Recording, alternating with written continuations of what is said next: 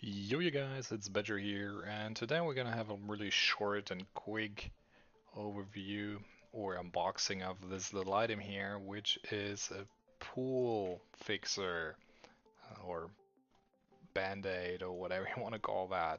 And basically, what it does is you throw that on your pool when it is damaged, and then what is happening is you can take care of the holes in there and make it work again. And this is a little scissor pair that is included in this package for whatever reason. I mean, honestly, yeah, sure, you can use that, but I would say in general, you should have some good scissors because these aren't the best.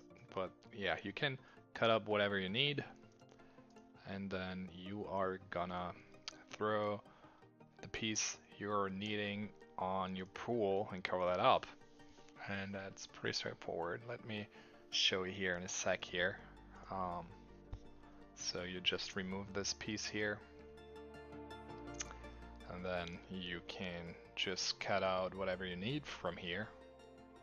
And as I said, pretty easy, pretty straightforward. We're just gonna take a little piece for now, just to show how that works. Sadly, I don't have a damaged pool. Well, I don't think necessarily sadly, but you get what I mean.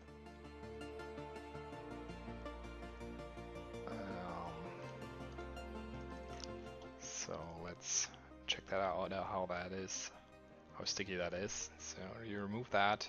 It's transparent, which is also nice in my opinion, so you don't have like an ugly looking band-aid on your pool.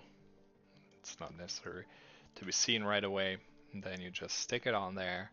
It's pretty thick material, and you even can scoop that quite nicely on there if you have bubbles and stuff going on. So yeah, it's really not as complicated, and it's pretty handy.